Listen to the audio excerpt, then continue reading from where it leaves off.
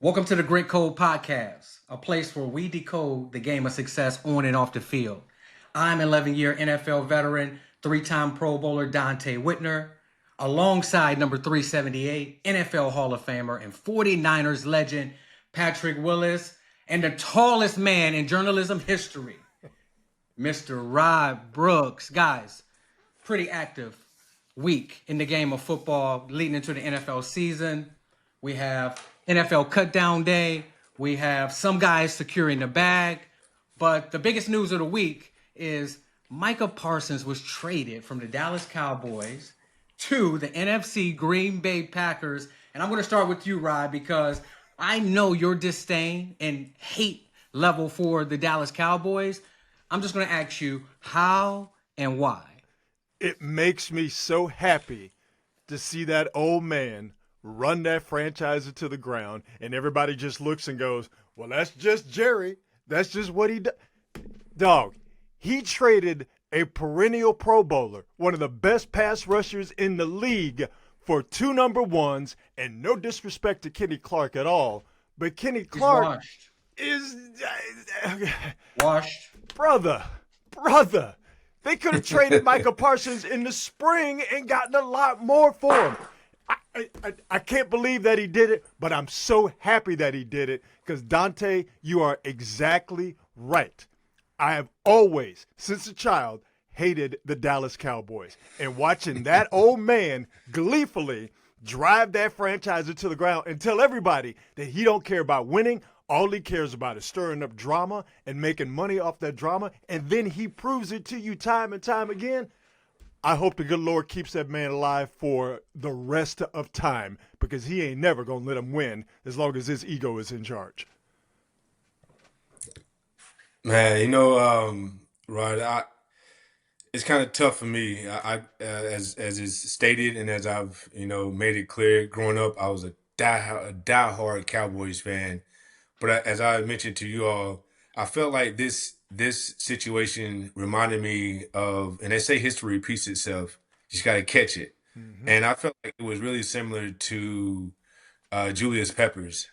I felt like this was going to be a Julius Peppers situation to where they just allowed him to, they should have done it after the third year. Like I told you, being someone who signed my extension after my third season, after making my third Pro Bowl, I realized why it was so significant that they did it after my third year, opposed to waiting till me get into that fourth year and maybe making another Pro Bowl or that fifth year. And now, the cap number is just is outrageous. So I saw this coming. I saw something like this. I felt like this was going to be the move, and it happened. I ain't gonna lie, I can't believe he went to Green Bay. I feel like, someone who has injuries and whatnot, that's not a place you want to go to, but he's trying to win and he want to win now. And I could see, him looking across the ball, saying like, man, they got a quarterback over there. The offense can score points. I feel like the defense is pretty good. So, I think it may work out. I think it was the right decision. I truly believe it's the right decision. As a football guy, as a guy that understands team unity and how you have to contribute not just sacks and splash plays, but setting the edge, being disciplined, being willing to sacrifice sometimes the spotlight so that your teammates can shine. And think about the Dallas Cowboys' success over the last 5 years. Have they had any? So paying Micah Parsons is going to make you successful this year. They have more problems than Micah Parsons. With those 2 first-round picks, they can go out and get somebody that can get to the quarterback, but that's also disciplined and set the edge, and that's an actual leader in that locker room. For me, watching a lot of Micah Parsons podcasts, I don't really feel like he was a leader in that locker room, like somebody that the players look up to. He was somebody who had the talent to go and get the quarterback. That would almost be like us saying that Aldon Smith, just because he was able to get the quarterback on the ground, he was a leader in the locker room. He's not that guy. So Jerry is foreseeing it just like he did when he bought the Dallas Cowboys. He's taking a risk and he's betting on himself. Now, I'm not really a Jerry fan, right? I'm not really a Cowboys fan, but I watched the film and I understand what he's doing. So many of us get so fantasized with the splash play, with getting sacks, but that doesn't make you an all-around football player, and that doesn't automatically mean that your team is going to have success. So I agree with what he did. But here's the thing. I'm not disagreeing with you in terms of Micah Parsons as a football player and what he means to the Cowboys as an individual and as an entity, as a leader or a non-leader. My thing is this. This just wasn't smart business. You could have signed him for cheaper earlier, or you could have traded him earlier. He didn't want for him, more. right? But They know what they have in that locker room, Pat. to only You've get been in 2 that draft locker room, picks for right? him and Kenny Clark, you can't tell me you couldn't have done better than Pat, that. no, but I'm saying, Pat, you've been in that locker room. You've seen guys that had success just doing it their way, right?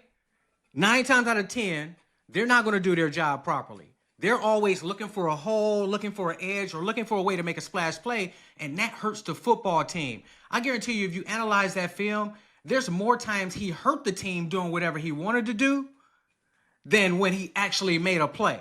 Pat, what about being in that locker room and knowing those type of guys that can make a play, but 9 times out of 10, they're in the wrong place? Yeah. It's hard to say, Dante. You've watched way more football than I have. You and Rod both, being analysts as you have and having calling games. I've always kind of felt that he was out of position. Always. I felt like early on, I said, man, I don't know why he's playing so much on one side of the ball, playing playing on the edge when I felt like he was a stacked middle linebacker. I felt like he would have been a heck of a will linebacker. I mean, he would be in, I don't know. I feel like he was just as good he's better off the ball than he would be on the ball. So I never really understood that. And then also too, just looking at it from, a health standpoint, I was like, man, how much, if he's already being beat up like this now, and he's asking for the kind of money that he's asking for. If I'm an owner, I'm looking at it, I'm like, how much more upside do we have to see? And yeah, he gonna consistently be, a good football player, but how much more greatness is he gonna like bring that's gonna be worth that kind of money that we haven't seen already? And I don't know what you, Rod. I think from a business perspective, and Dante, I think from a business perspective, it made the most sense to go ahead and happen now. But I don't know why he waited so long, though, Rod. I'm like, that was about like maybe he in the long run like more clicks, more money. I don't It was know. more But so control. It was more so ego. Yeah. He wanted to show who was in charge. Yeah, but see, to me, you know. that's a bad way to run a football team. That's a bad way to run a personnel department. All of the questions about Micah Parsons are legitimate. He seemed to have more zeal to podcast than he did to go out there and do the dirty work. And Dante, you're 100% right. Micah Parsons was all about doing the flashy stuff and getting his name out there. My thing is this: as troubled as he can be in terms of how he plays and in his injury situation, you mean to tell me you couldn't have got 2 firsts and a second, or 2 firsts and 2 seconds, or 2 firsts and a third to just get 2 firsts? And again, respect to Kenny Clark, but he's coming up on 30, and both of y'all know once you get to 30, football becomes a little bit harder. To just get that for a guy that you could have done the same thing to trade in March don't make no sense to me. Yeah, but he's too small. Every team that has a pretty, okay running game, they target him in the running game as well.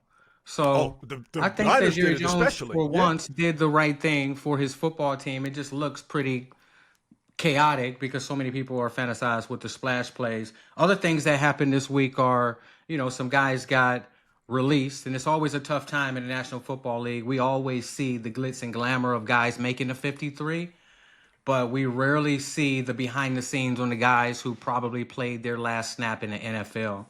And it's very difficult. This is a very difficult time for people that put their blood, sweat, and tears into a game, and then within minutes, seconds, your dream is taken from you. Pat, how difficult is it that for guys to deal with and being in that locker room the day after the cuts are made?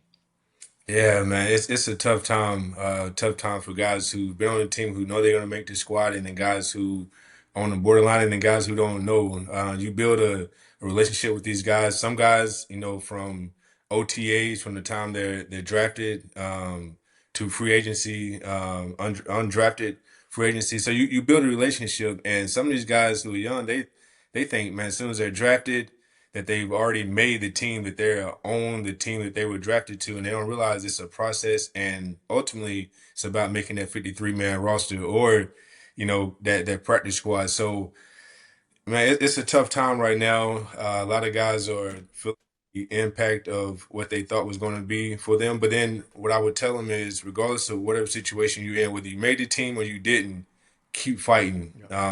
Opportunity is still there in some form or fashion. I hope you put your best ball on display when you had a chance to go out there and audition. So, yeah, right now is a tough time across the board. Yeah, what you guys take on it? Well, What you think?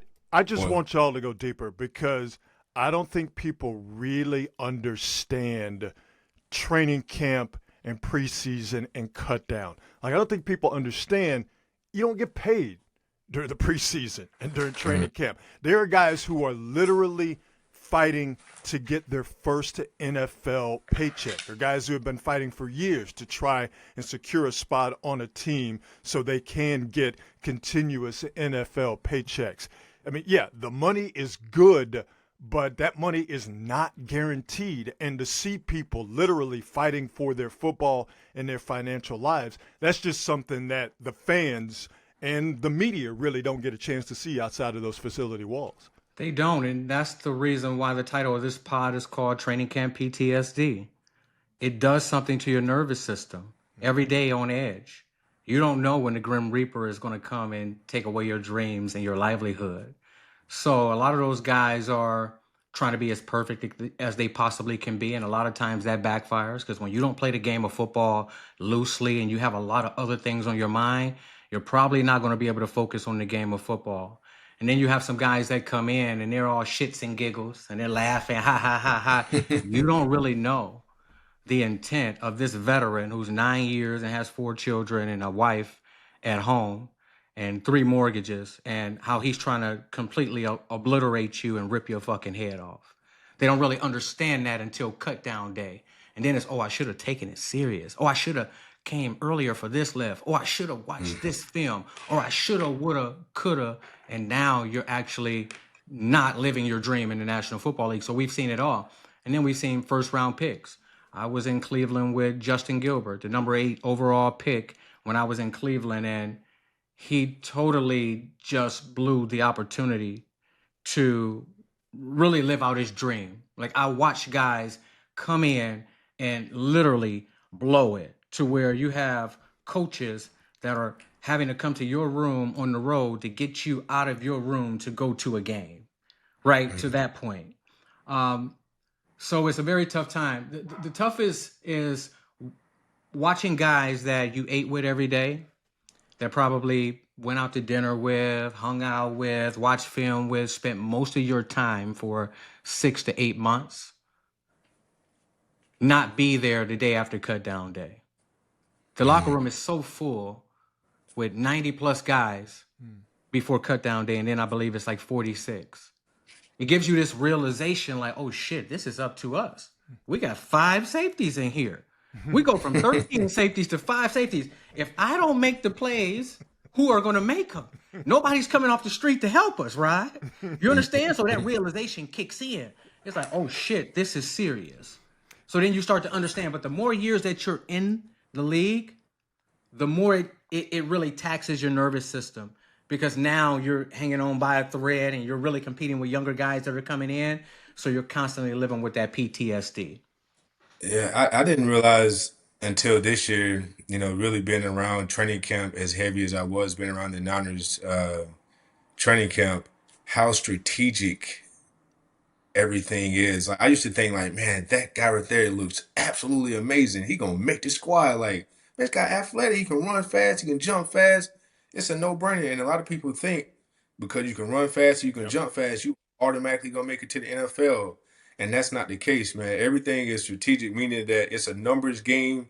And do you fit what we have going on here? Can you add to what we have going on here? A lot of guys, again, very few are that talented where you like, listen, we just gonna make a room for him, and you just override everything that you are about. What I learned was it really comes down to can you help us on special teams? Can you can you be a big factor in special teams? And then if we call you and we need you on defense or offense, can we trust you to come in and be the player that you need to be? And yeah, you'd be surprised. I played for 8 seasons. We've been retired now for 10 years, and I'm really just now truly starting to understand how strategic everything is when it comes around picking your 53 man roster. Oh, People but don't that's for the guys that realize. made it though. Yeah, Now for the guys that don't make it, yeah. it's a whole nother ball game. Well, You're it's just people. dealing with identity loss Yeah. at 22, 23 years old. Everything that you tried to build, your reputation, your outside validation, everything rides on you making the 53 and then you don't make it. That's what people don't see. The depression that comes along with that, the difficult times, the isolation, the embarrassment. But for those guys, what I would say is, and this is real game, you have to take all of those different characteristics that you learned in the game of football and you have to apply them to a new passion and a new purpose. And don't wait. Don't sit around Whoa. playing.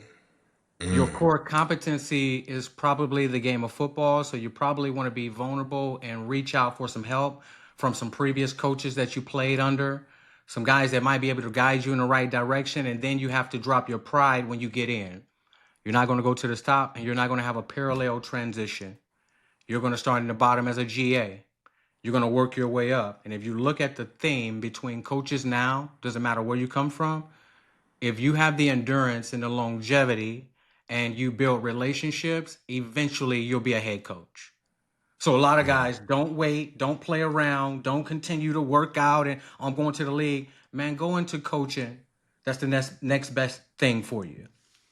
How hard is it though to have that conversation with yourself to say, my football dream is over. It's done. Does somebody have to come to you and say that, or is it up to the athlete to finally have that realization? Well, you know when it's over. I knew when my career was pretty much over. Those hammies weren't working the same, Rod. When I came in the league, I was like a spring chicken, man. You wouldn't I didn't have to explode no more, stretch. huh? I could drink Coca-Cola and Sprite. I could party all night, go out there, have 20 tackles against Vince Young and the Tennessee Titans and have 2 interceptions and 2 sacks and then do it all night. But when you start to get older, them hammies start to give out. I was in Washington and this little jit caught it in front of me and he took off. And I'm like, you know what? I'm gonna let somebody else catch him. As soon as that came across my mind, I knew that it was over for me. Pat, how did you Yeah. know, Pat? Those feet were a little tender. But how did you really know? Did you look around and it was a combination of, okay, we got new coaches coming in, we got Pro Bowlers walking out the door, my feet are hurting, I don't want to be the brunt of the jokes. Let me get Yeah, up out of here at the top of my game like Mike man, Jordan. everything you just said was very valid, and I could sense it. Like when I first came into the Niners, we had four. It was the team was in a rebuilding stage. I felt like we was in a rebuilding stage, and I was part of that rebuilding stage. And then all of a sudden, for 4 seasons now, I'm there now for my first, second, third, and fourth year, and we're not winning. And then all of a sudden, 2011, 12, 13, we have a winning season. And so I saw it be one way, and then I saw it's like, rise to the cream of the crop. But then I do remember when I started seeing some pieces, I think it was 2011, they let one piece go, and I was like, ooh. So I don't know about that. So I saw that, but most importantly, when I started seeing the backs started getting like, they wasn't big running backs anymore. They would all start to get like scat backs. Yeah. And I was like, oh man, big backs, you can kind of give them room and you can play with them. You can, you're not really worried, they're not such a big threat. It's just power on power. When those scat backs came out, they was moving all fast. They like Darren Sproles and different guys. Everybody was starting to move like that. And I was like, man, these guys are they getting shiftier than the tight ends were all getting like Delaney, like they were all high ends. I was like, man, they said my feet, it's causing. I have to turn up a little bit more. I'm like, but the feet are like my feet. I equated them to like how NASCAR, you're going around the track and you can change your tires. After you go so many laps around the track, you can change your tires. I couldn't do that with my feet, and so every rep I had to. It was almost like I was counting down, like, okay, I just put this much torque on, and I'm like, man, these scatbacks or these hybrid tight ends. But then I would tell you when it really hit me. We was playing Donte. I don't know. We was playing against the Arizona Cardinals. They ran a reverse, and I used to love like man when I used to love a speed run because it was like one of them things where it was like, oh, he a Right around the linebacker. sideline, you coming. Yeah, not gonna be able to catch me. I used to love that. It was like kind of fun. I'm like, I got you. When I lock you in, it was like a heat-seeking missile. I got you. Like I'm going after you like a lion after a gazelle or a predator after the a predator after the prey.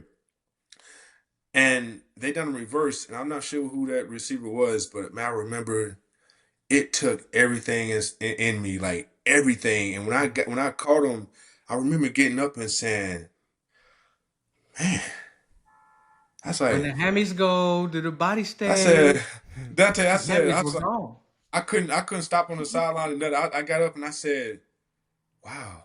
I said, I don't know how many more power surges this I have in my body. And that's when when my mind started getting to that place where it used to was a time when you hit, you run and catch somebody, you jump right back up, be like, let's go, let's do it again. But Yeah. I started counting, I started measuring like, man, how many more of these bursts do I have in me? So yeah, you start to know, and but I would say though it is something for the guys though who don't have the opportunity. Well, I don't say don't have the opportunity, but get that don't get the chance to play a long time, or even get a chance to play a year or two, or maybe three, and it's cut short, and they still in that phase. Because me, I feel like I had enough football to where I was able to say, you know what, man, there are still some things like egotistically I could do. I said, but man, this game has been good to me. I've had a good run, a good ride. I said, it's time. So it But Ben, I wasn't. want to ask you a question off of that though, because we've seen Mhm, legends, people that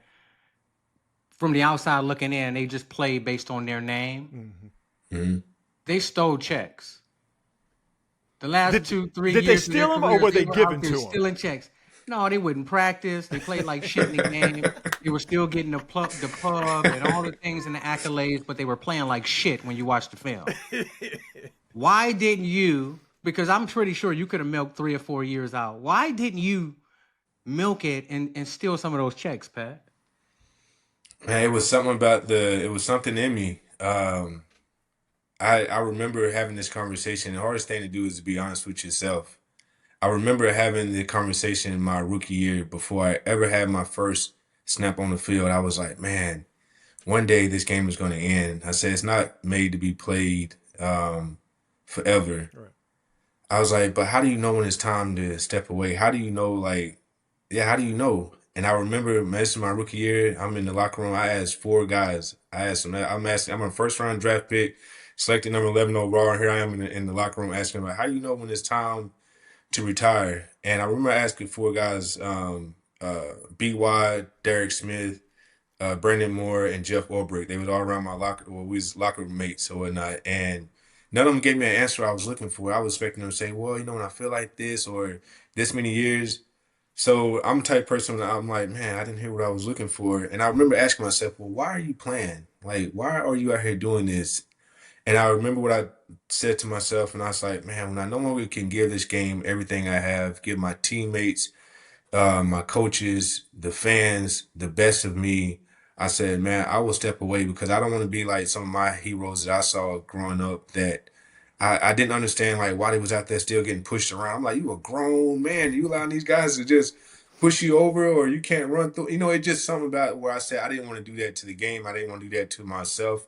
And I remember just saying when that time come, I said, okay. But I didn't realize it would happen like that. My defensive coordinator, Minuski, would always say my rookie year, which felt like forever and a day, every day. He was like, all right, it's going to go fast. And he would ask the old guys, how fast did it go? Takeo in um, year 12 or something then. Some other guys in year 10. I'm like, man, y'all crazy. They say it goes fast. I'm like, man, y'all crazy. This goes forever. And so yeah, I didn't want to do that. I had remember having a conversation with myself, and I said, "Man, when it's time, I'm gonna step away." And I remember my good friend actually told me when I told him, I said, "Man, I'm really about to do it." I said, "I'm really gonna hang out." He said, "P-Dub, this is really done. I'm really about to call the next day or Like probably paid that in full right there, and Rod. Like, say, man, you really, yes, they still gonna love me, man, if I get a game yeah, on. yeah." Hey, and he said to me, he said, Pat.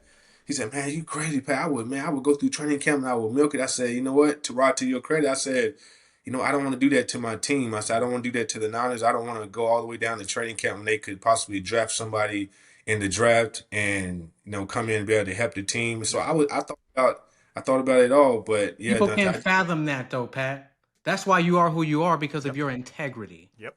When millions of dollars are on the line, people will steal $1 million, let alone show up to a football team and say my back hurts so they can get paid $8-9 million a year. They would never sacrifice that, which what makes you Patrick Willis and makes you a Hall of Famer is because of the integrity and not cheating the game. Word.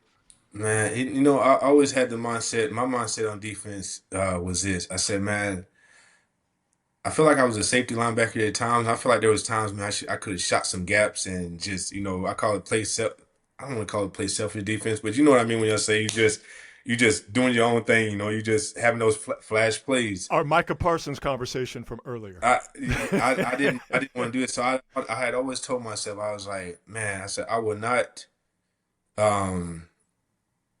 I would not have a selfish game. What would I say to myself? I said I would not play selfish ball for my own selfish game if it meant the integrity of the defense.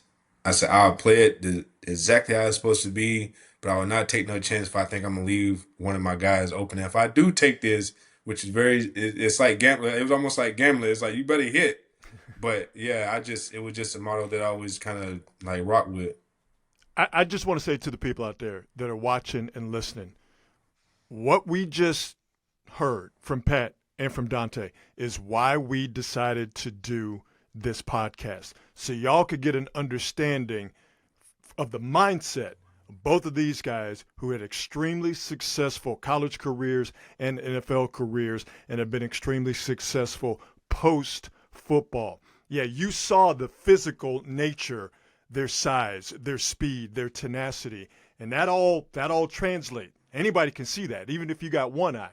But we just got an insight as to how they went about doing their jobs and how they went about deciding that they were unable and unwilling to play the game of football anymore. And this is why I got involved in it, because I want to know how you guys think, because you think differently, and we just got some great insight into that. I will ask you real quick. I will mention this when I was talking about those four guys that I asked in the locker room about, how do you know when it's time to retire? One that I remember vividly, one of the guys, Hall of Famer Brian Young, he said, Pat, this is I think it was like year 14 for him or year 15. He said, Pat, if we didn't have these 2-a-day practices, he said, I probably would try to get another 3 more years. He was like, he said, I don't know if I can get through another training camp practice. And I ain't gonna lie, then when he said that, I understood. I was like, I was young, but these old feet were like, again, I'm always counting the reps, and I'm like, man, I feel you. So I say that to say now, just 2025. Then was 2007. Now it's 2025. We've had a lot of football seasons in between that, and a lot of changes have happened. When we first came into the league, and before us, it was straight. Well, it was 2-a-days. Well, it was 2 weeks. The first 2 weeks of training camp was automatic, brutal 2-a-days or something like that. It was, or the first week was pads or just shells, and then the next 2 weeks were brutal practices twice a day. Morning 8 o'clock was the first padded practice. Then we go sleep a little bit and then come back again in the afternoon. What's your take on what training camp was then opposed to what it is now? Because I saw training camp now and I look and I'm like, man, this is Cakewalk. all it is. Right. Training camp now is a God cakewalk. Remember, you came dang. in 2007. I came in 2006. I held out of training camp for 3 weeks, and then I was thrown right in the fire. And during those practices, we've had 5 days of practice Monday through Friday, and we had 2 practices, one in the morning, full pads, one at night, full pads in front of the fans. Full special team Scully, hardest shit I ever did in my life. Literally. We would have live periods tackling Marshawn Lynch and all of these big backs. And you would have to go rest up in your dorm room and get ready for night practice, full pads, to do it all over again 5 days in a row. And every level it would get harder. High school, it would be a little harder. I get to Ohio State, it would be a harder. But when I got to Buffalo, it made me contemplate if I could actually do it. It like tests your soul, right? So nowadays they make it a little easy. They have like super like light practices. I don't think you can go 2 days in a row having two practices back to back. So yeah, it was grueling. Is the game better now because the practices and the camps are not as grueling, or are we seeing a game that is not softer, but it's just different, especially the first 3 or 4 weeks of the regular season because you don't have as tough a training camp, and now we only have 3 preseason games compared to the 4 when you guys played? Well, let me jump in there real quick, Fat, before you say anything. Once I retired, I saw a neurologist, and we went through those 2-a-day practices, the training camp, the OTAs, the practice during the season, and we really guesstimated as to how many concussions you get.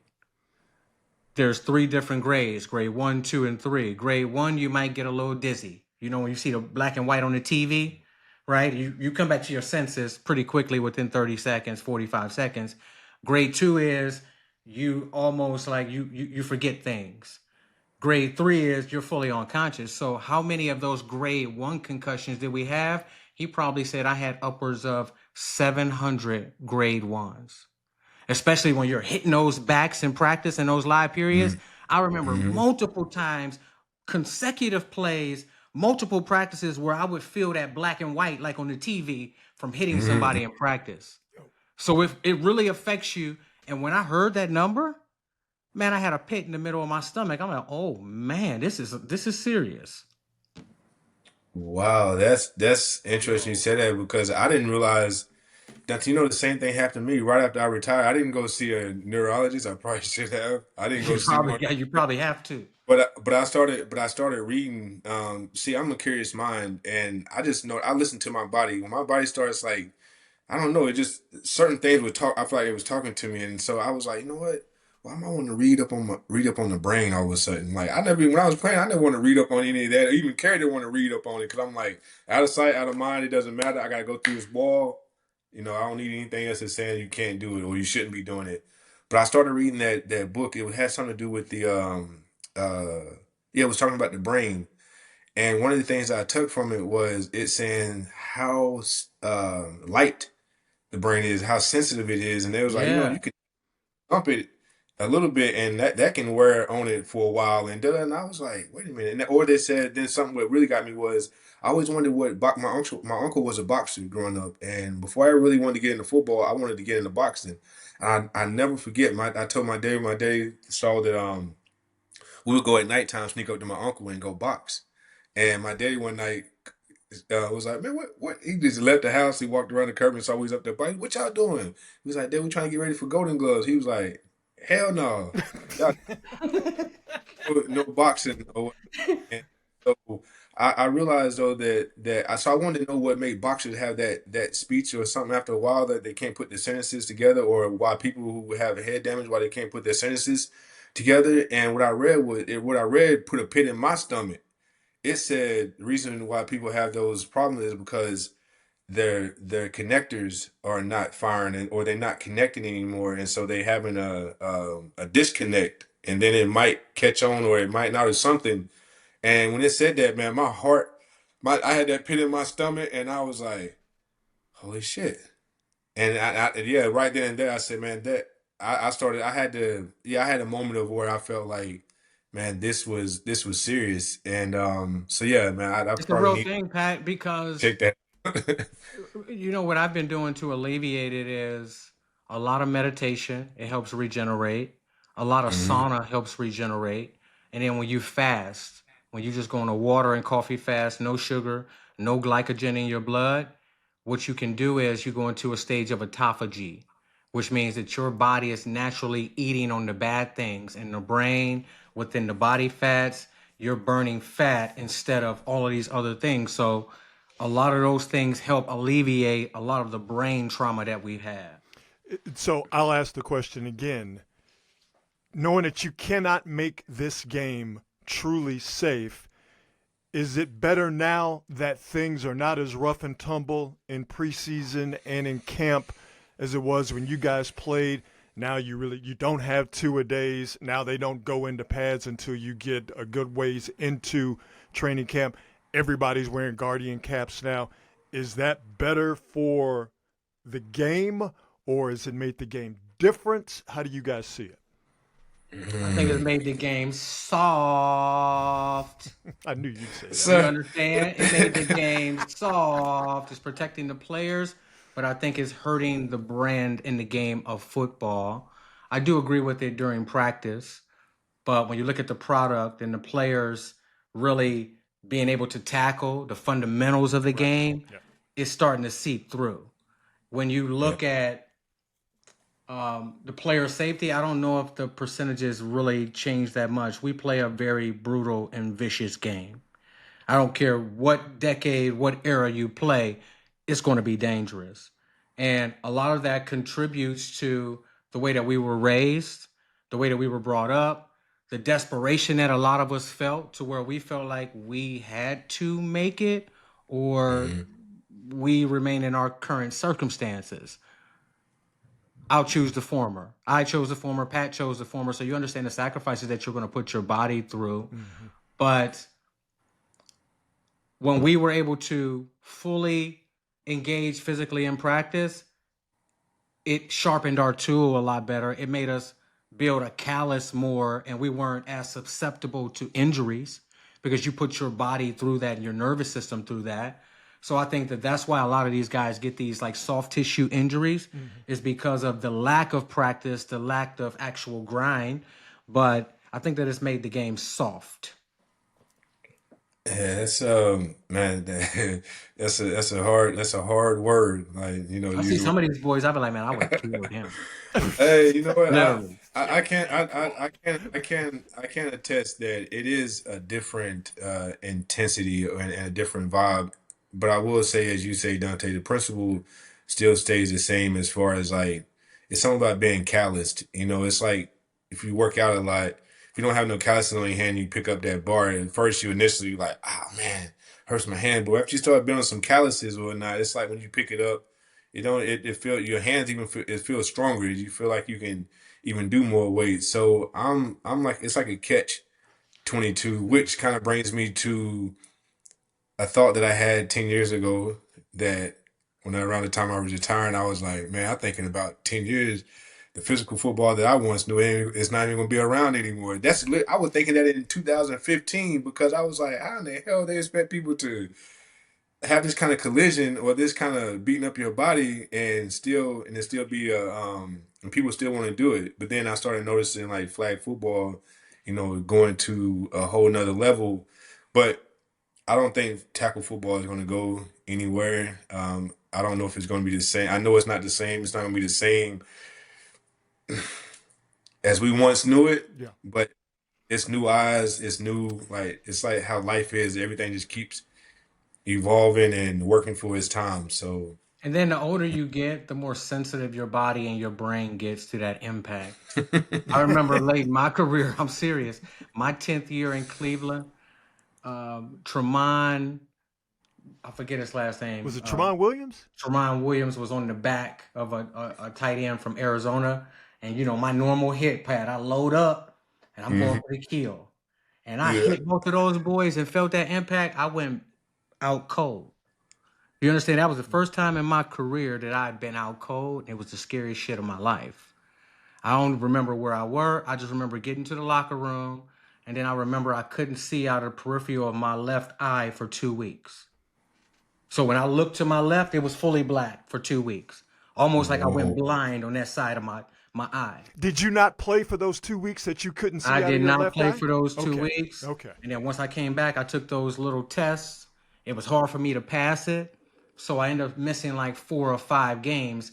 And my body was getting sensitive. I was training the same. I felt strong. But it was just that brain and that impact, like you said, Pat. Just the brain. It just had too many hits. And it just shut down on me. And then guess what? That contributes to PTSD as well. That's no different than a soldier going to war and an AK-47 going off right next to his ear cage and rattling his brain, right? So I want to go into the PTSD part of it. We had the training camp part. Now let's get to PTSD. Football game, the game of football, nervous system, being cut, competing with guys in everything you do. As soon as you step into the locker room, you're competing on a daily basis. The childhood trauma contributes to it. Um, Transitioning, identity loss, it contributes to it. It's funny that we name this training camp PTSD because I recently, like we talked about, Pat, started seeing a therapist for PTSD. And he diagnosed me day one. He said, because you have to open up and you have to tell him everything that's going on or happened in your life that was traumatic that you can remember. And he'll sit there and he'll talk to you and he'll be soft and gentle. And then he'll come back at the end of it and analyze you. And you have PTSD. And it's not an easy fix. And though we played at a high level in the NFL, that amount of self-belief and that ability to take the field, knowing that at any given moment, anything catastrophic can happen to you physically. And you have to accept that.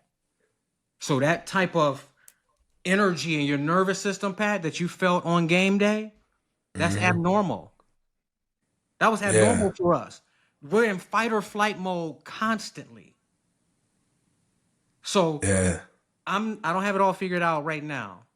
But weekly we're going to meet and we're going to start to unwind a lot of these things that actually gave me the form of PTSD that I have currently. That's Deep. yeah, that is deep and it's real because though I told you all earlier, like what my body was feeling like, and that the conversation I had with myself in the beginning when I no longer can give the game what I have, my body like can perform at the way that it can. I would like for it to perform to be at that best. Then I would step away. But Dante, everything you just said was everything that I had began to feel, and it didn't just happen in 2015 or the year, like, when I decided to hang up the cleats. It actually had started probably 2014, 2013. I was like, man, I was like, what's happening, like what is this, why my mind is starting to shift, as if like I'm starting to gradually like feel as if like, man, like this is not forever. Well, I already knew it, and I already knew that I wasn't gonna play it forever. But it's like you started to feel it come in like on you, and I could feel like this shift. Whereas before it was like, man, nothing mattered. It was like just wake up, go be the very best you need to be today, because that's the only way you continue to keep this thing going. But yeah, man, I remember when it got so heavy, I said, man, I can feel it. I was like, I think it is time mentally, physically, and I wanted to. Part of you wanted to, but nah, you're right. I knew that was a time, and I'm grateful now that I did it then, opposed to continuing to just push and fight like through it, just because that's what we've always done, was push and fight. I'm glad I made that decision then. So let me ask this question, and I'm not trying to psychoanalyze. I'm curious from my own point of view. You guys played a certain way. You played not reckless, but y'all were out there to let people know that Patrick Willis and Donte Whitner are out here playing football. You need to think about me before you step on the field, and you better be thinking about me while we're both on the field. How much of the way you guys played for your entire career, going back to high school and college, how much of the way you played, that intensity, that physicality, had to do with your individual upbringings? A lot of mine had to do with it. I had a dad who probably spent 18 years out of my 40 in prison. And as a child, I couldn't really process it. I didn't know why he wasn't there. I just knew I felt this anger in my stomach.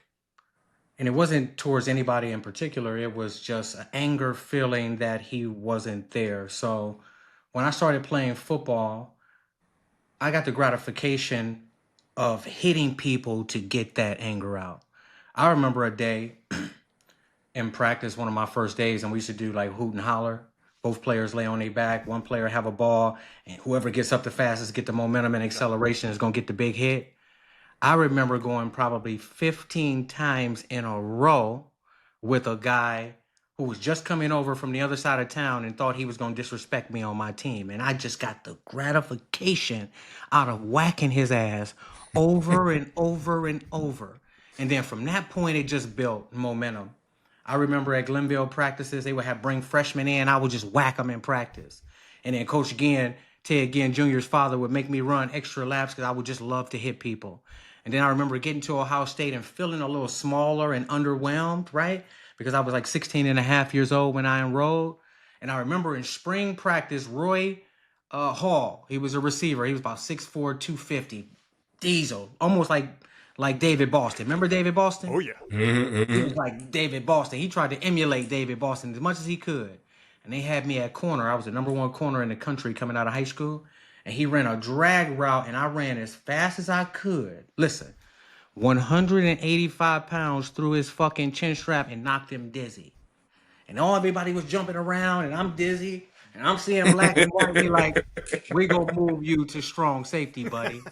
And from that day, it just perpetuated, right? And then once you get to the NFL, I felt a little smaller in Buffalo. I couldn't really deliver those blows, but once I started to program myself and train like I should and eat like I should, I was able to deliver those blows. But the best part about it was I never really expected to play the game that way, right? It was a more of a what's it called? An alter ego. Mm-hmm. It was more so another person with that nervous system and that energy that I felt that I said give us PTSD and fight or flight. Somehow I started to get comfortable with it, internalize it, and turn it into a weapon. So on game day, it was like I felt like an action figure. So that's how I got into playing the game the way that I played it and loved playing it like that. It was an alter ego, really. Hittner versus Whitner.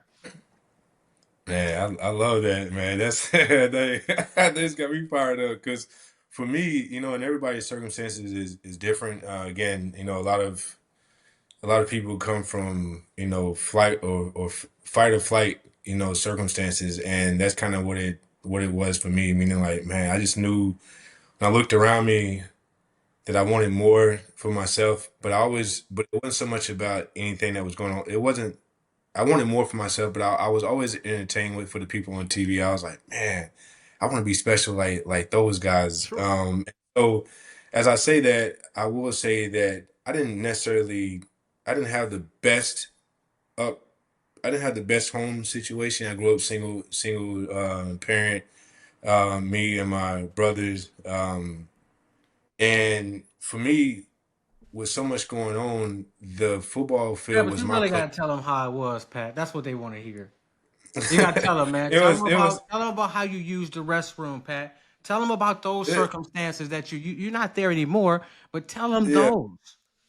yeah, it was just, man, it was just when you what Like the so from, outhouse. yeah, so for the first 8 years of my life I didn't have running water, but and it was tough because you looked around and other people had running water, so you thinking like, man, how come we don't have it?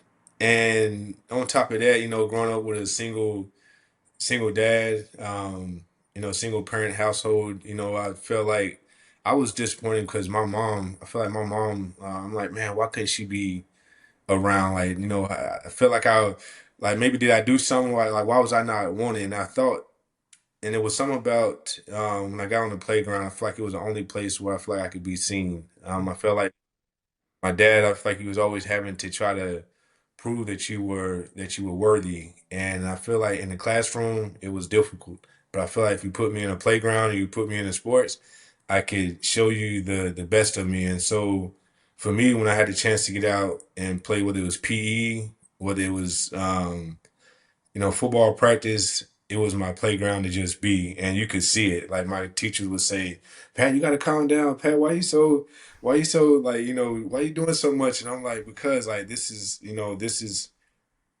where I feel like I can be a gladiator. And I was a big Gladiator fan growing up. I had always felt that, one day if I just work hard enough, if I just, be perfect that I would earn my freedom, just like you would see, the gladiators. They fought good enough and they were great. They would earn their freedom. And so for me, that's the mindset that I with. And like as you say, as Dante was saying, before you know it, everything that I had felt growing up, where I felt the lack of from the things I feel like I didn't have, which was subjective. But then personally, I really dealt with a lot too. Like in the middle school, I felt like I had a self complex, situation where I wanted to be everybody else. I wanted to be every other skin color, but mine. I felt like everybody had it better, and so I did. I thought if I could just make myself valuable in an area, that I will be loved, that I'll be respected, and I did that.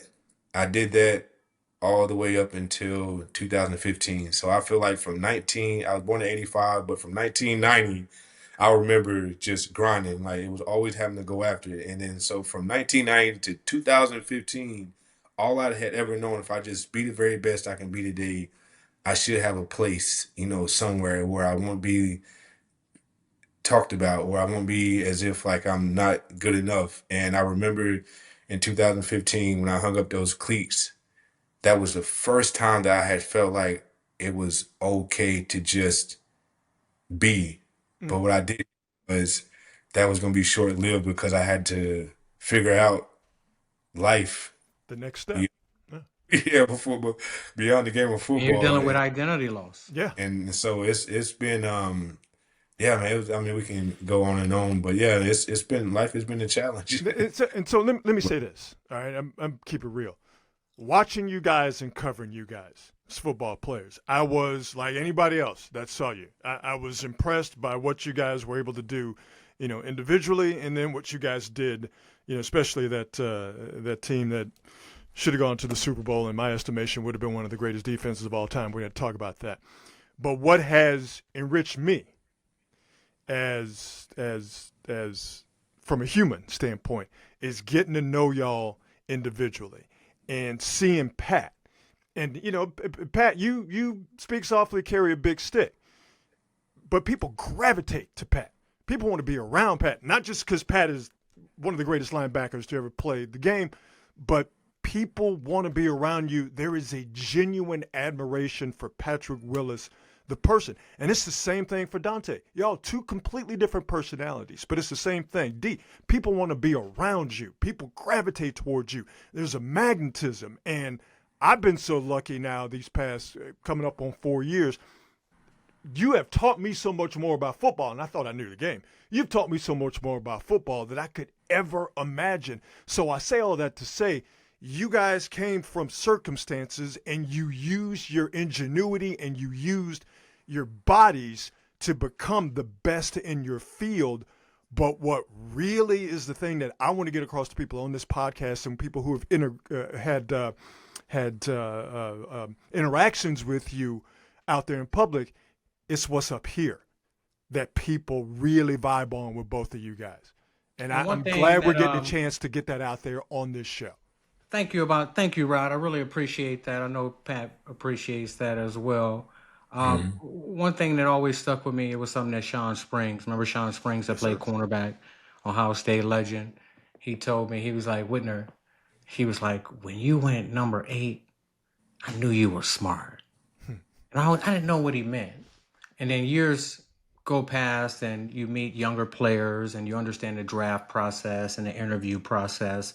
You understand what it takes to be disciplined, to be motivated, to be a high-level thinker, to be top 1% in your field. You have to be intelligent to be a first-round pick. Yep. You have to be able to sit in front of teams and GMs and owners and coaches and convey your message and speak at a high level to be a first-round pick. You have to have persistence, strategy, consistency, dependability, self-belief, and many different attributes to be a first-round pick. And I want to take that and segue into what we were talking about earlier, because this is something that is really on my heart. a lot of the guys, congratulations for the guys that made the 53. The rookies that are coming in, just getting new money, might have a little bit of NIL money. Guys, it's a new world for you out there. You automatically overnight became the CEO of your major corporation. And now you have to operate this thing and play football at a high level. How do you do it?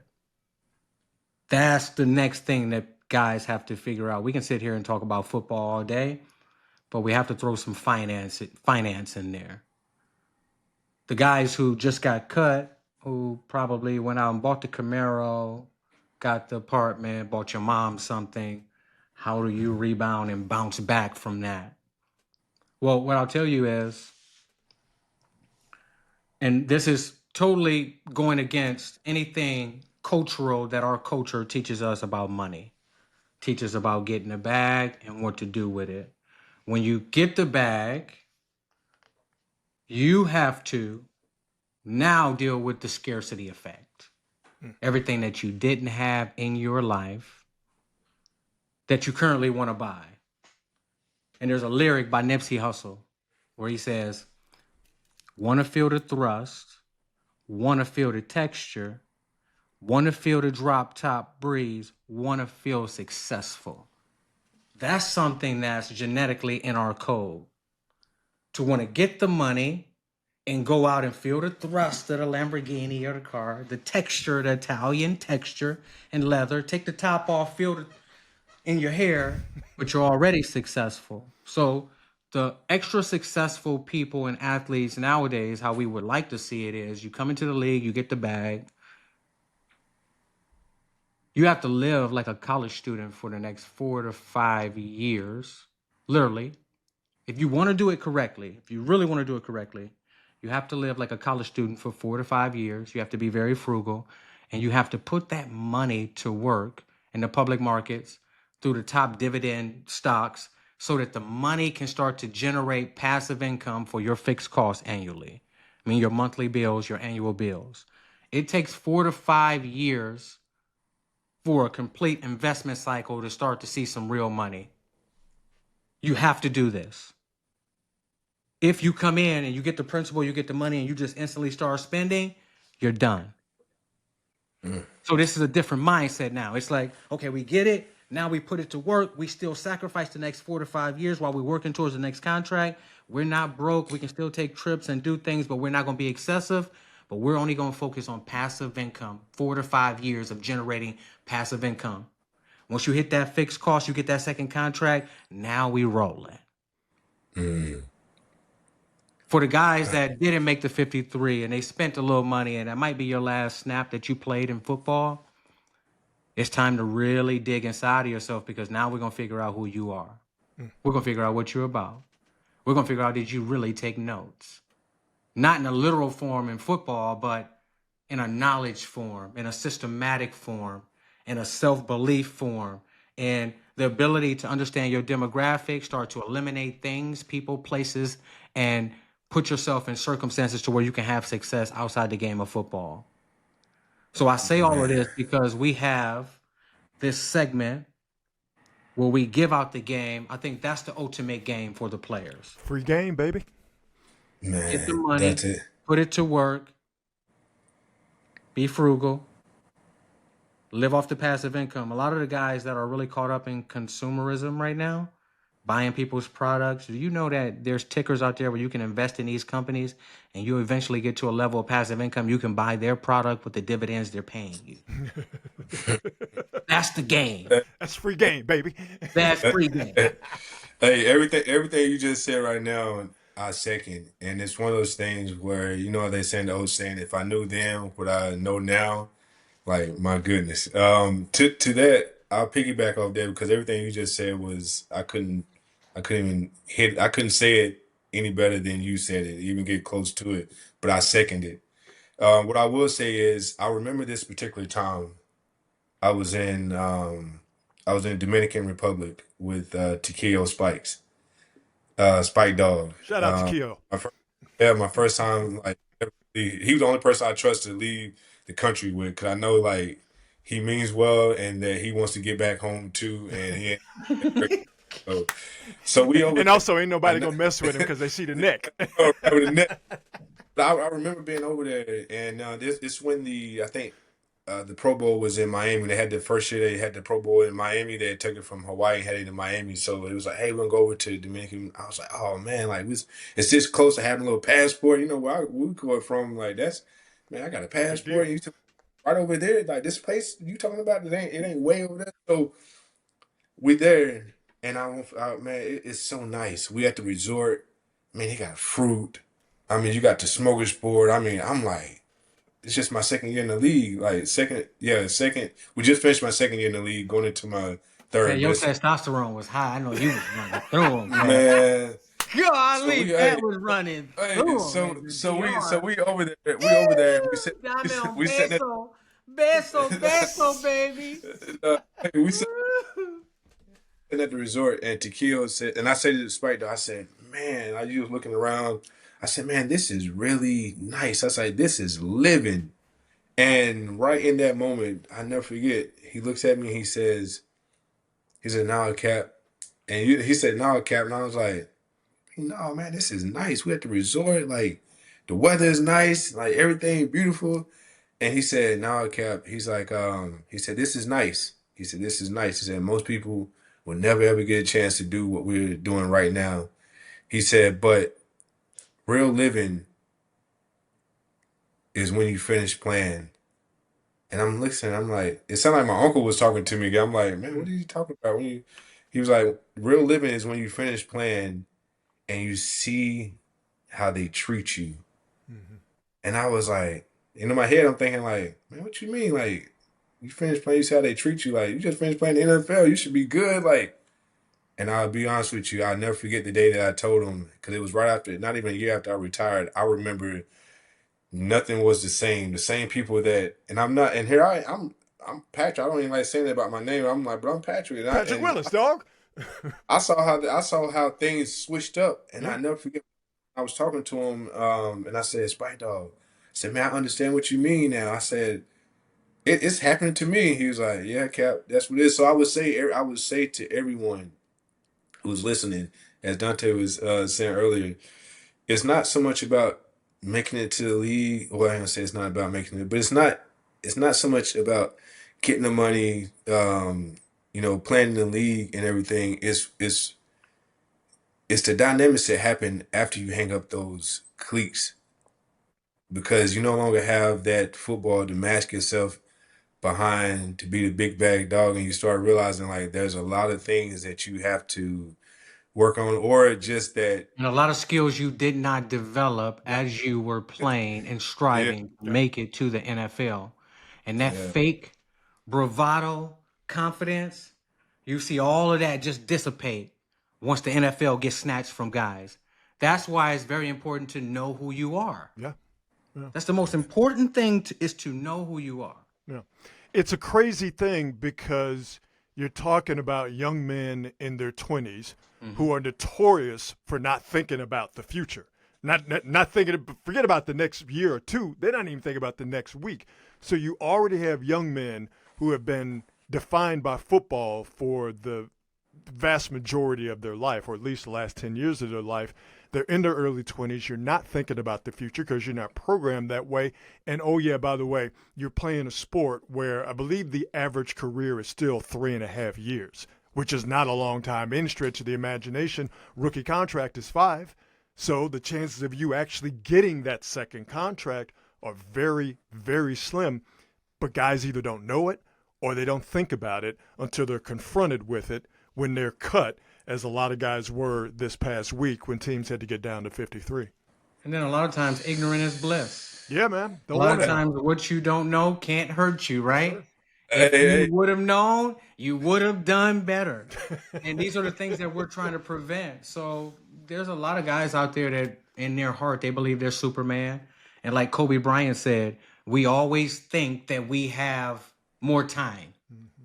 And a lot of times before you know it and you look up, the game of football is snatched from you. Yep. So it's about when you're in that process and you're at the peak of your game, you really want to be able to see around the corner. Maverick Carter taught me that one time and said that to me. He said, Whitner, you always want to be able to look around the corner and see what's coming. You never really want to get static in your thinking for today. You want to see around the corner. And what's around the corner is drastically different from playing in the National Football League. I'm going to tell you that. And a lot of the people, like Jim Trussell told me a long time ago, don't let the game of football become who you are. Let it be something that you do and a tool to perpetuate you to the next level. You have to embody that. So you can't really get caught up in the fantasy and the people, places, and things that really only accept you because of what you do, not really who you are. And majority of people look at athletes as like, we're idiots. Yep. Truth be told, all he can do is run fast and jump high. Like, we're complete idiots. So when you walk into a room and you got this false bravado and you just really don't understand life and a lack of awareness, it just actually contributes to the way that they view us as athletes. So this is one of the things that we want to do with this podcast is change that perspective. Give guys the game to actually allow them to go out and use these tools so that they can apply them to their own lives. And this is the way that we're going to have success across our cultural boundaries. Yeah, and I think and I want to preface and say too that when I speak, I'm not speaking from a place of perfection, meaning that like, I didn't know what I didn't. You don't know what you didn't know, but it's okay. It's okay, but it's not okay to not to stay where you are, to not want to better yourself Right. where you need to be better. So I don't want other people to think that because everybody has their path and they have to have the experience that they need so they can have these kind of moments like I'm able to have like now by saying like shit, man. Had I known what I need to know now, like I probably wouldn't have been so man, full of anxiety at times because when you don't know what you don't know, like meaning that everything Dante said, like man, if I could go back now and live that exact way, I was just fortunate because I was a first round draft pick and I was able to get a second contract. Even though after I retired, I still had some hiccups, but I understood the system that you just spoke about, man, that would have been huge, like huge. So again, it's not to say that like, hey man, you're not gonna make any mistakes or you're gonna be perfect. It's just realizing that like there are tools out there to really help set you up and put you in the right position that you can be better off when you step away from the game. Hey, let me say this before we go in a different direction. I love the fact that y'all rightfully just drop names of some heavyweights that y'all had conversations with. Bryant Young, Jeff Ulbrich, Maverick Carter, the homie Takeo Spikes, Jim Tressel. I was thinking, you know what? You know what's so crazy about that, Rod? I was thinking today, like, because Taylor Townsend, the tennis player, Yeah. with me and my partner James, we talked to her over Zoom about some things last week. Oh, And word. then this conversation comes out with her and the girl. And I'm thinking to myself, like, it's one of those moments when you realize who you are. Yeah. It's like, Yeah. holy shit. I'm part of this shit. I'm one of them. It's a freaky It's thing. wild. You understand It's what I'm saying? It's like, wild. it's wild. So even Patrick, like Pat, you a Hall of Famer, Patrick Willis, on this podcast. You understand? It's wild. Like people are Nah. like, whoa, shit, this is wild. So yeah, it was a realization moment. I I'm love telling it. you. I love it. Thank you guys for tuning in to the Grit Code Podcast. Be sure to tune in each and every week to get our insights, passion, purpose, vulnerability as we enter the 2025 NFL season.